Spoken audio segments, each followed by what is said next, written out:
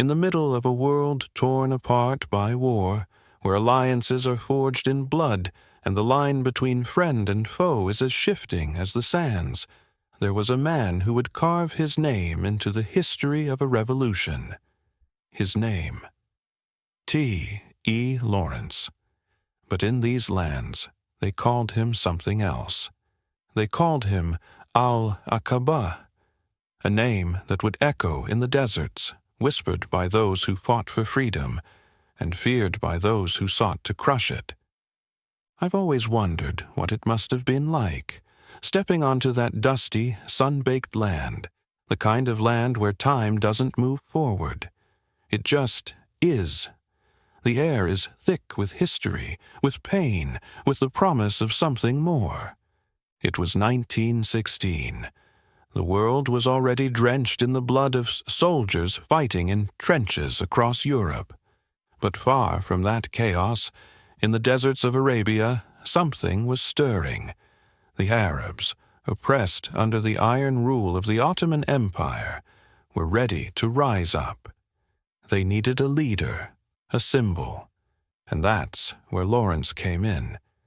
They say that Lawrence wasn't just another officer sent by the British. He was different, born not of their world, but close enough to see the cracks. Fluent in their languages, understanding their ways, he could navigate this war not just with strategy, but with the heart of a man who truly knew what it meant to fight for something bigger than himself. But let's be honest for a moment. This wasn't going to be some clean military operation. This wasn't the kind of war where you march in, raise your flag, and call it a day. This was the desert. It takes from you. It wears you down until you start questioning what you're really fighting for.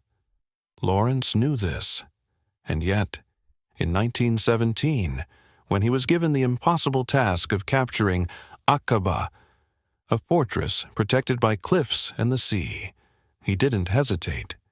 He wasn't the kind of man to be daunted by the word impossible. No, he saw it as a challenge. A challenge not just of military might, but of the mind. And that's when it happened. Lawrence gathered his ragtag band of Arabs, fighters who knew the land better than anyone, and set off across the desert. The sun was relentless, the heat unforgiving. Days blended together as they pushed forward, camels growing tired, soldiers on the brink of collapse. But Lawrence didn't show weakness. He couldn't afford to. The desert is silent, but it's never empty. You hear things that don't belong.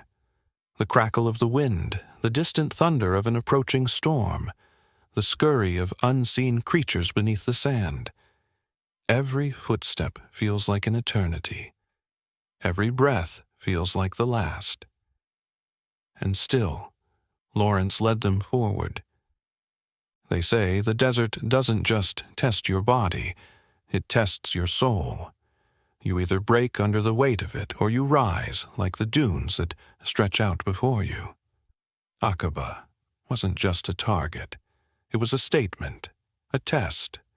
Could you take on an empire with nothing but the trust of those around you?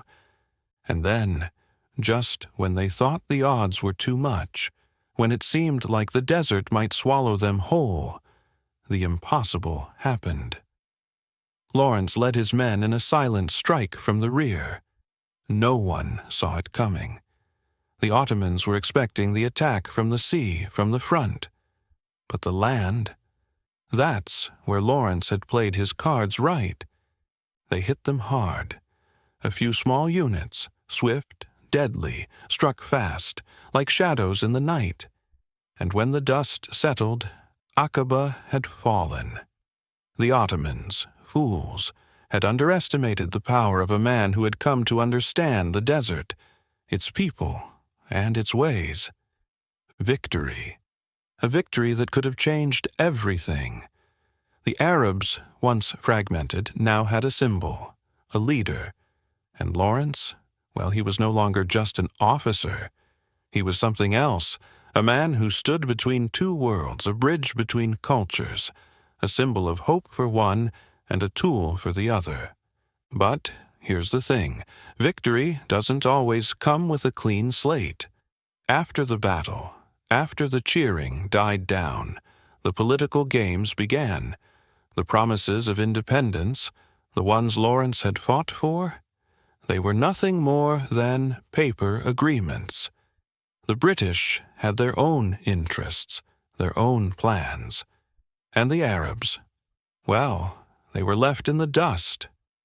Lawrence returned to England a hero, but there was no celebration, no glory, only the quiet realization that sometimes the things you fight for, no matter how deeply you believe in them, are beyond your control. And in that silence, Lawrence of Arabia, this myth, was born.